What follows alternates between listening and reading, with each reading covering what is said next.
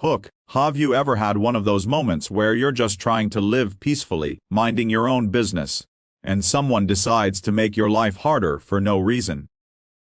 Well, that's exactly what happened to me the day I moved into my dream cabin by the lake.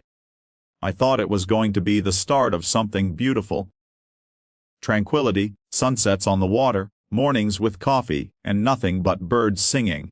Instead, it turned into the most chaotic day of my life, because my new neighbor, the one everyone secretly called HOA Karen, decided I didn't belong there. She called the cops on me. But here's the twist. What she meant to use to ruin me actually gave me the biggest win of my life, and by the end of this story, you'll see how the road to her very own house, literally, ended up in my name. The lake cabin wasn't anything fancy, but to me, it was heaven.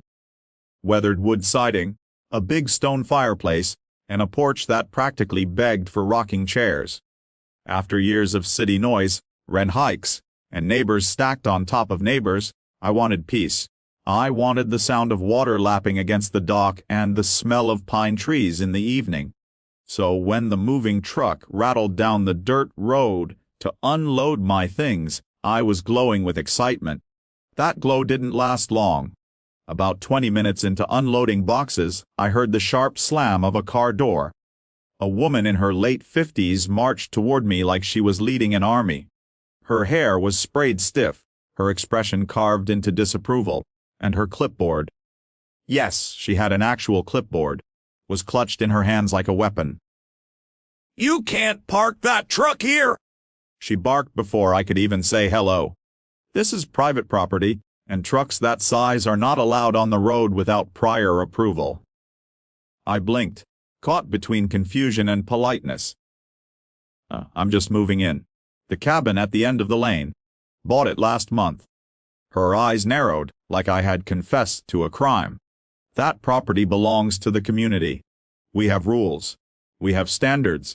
And if you think you can just drive in here and disrupt things, you're mistaken. I laughed, nervously, thinking maybe this was some kind of bizarre introduction.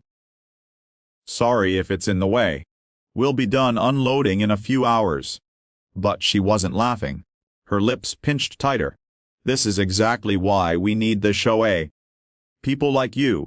She waved her hand at the moving boxes like they were evidence of moral decay. Just think they can do whatever they want.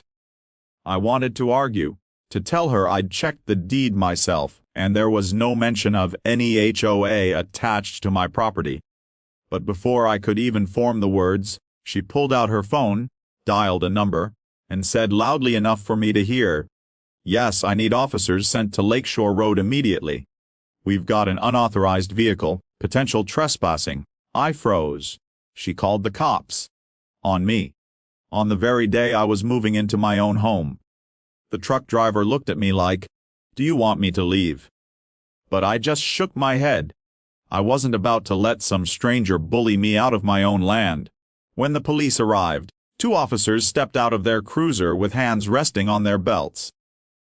Karen practically sprinted to them, her voice shrill. "That's him. That's the man. He's blocking the road, disturbing the neighborhood. He doesn't belong here."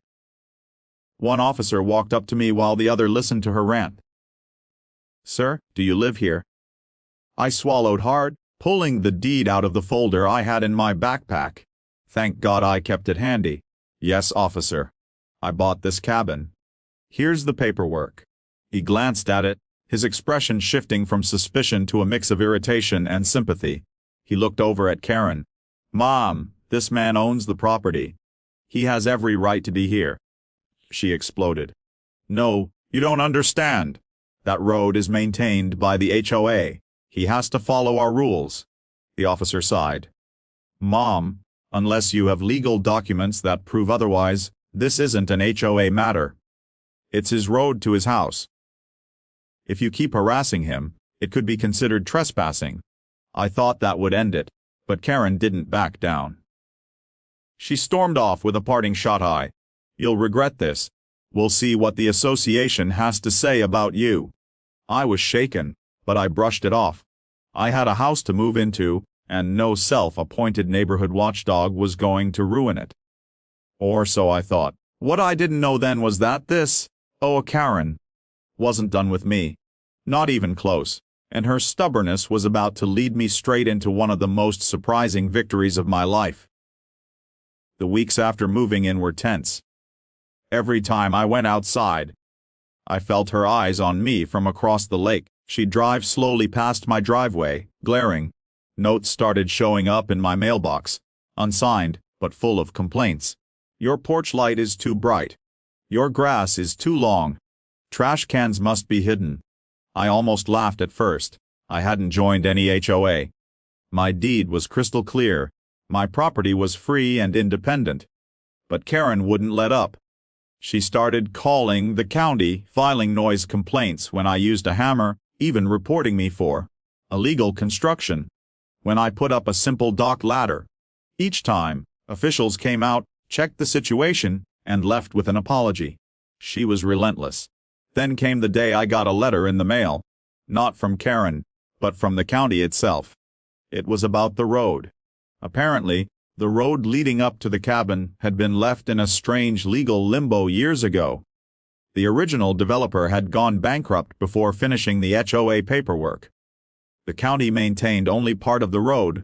The rest, including the stretch leading to Karen's house and mine, was technically private, and because I had recently purchased my cabin, the title included ownership rights to the road. At first, I didn't understand what that meant.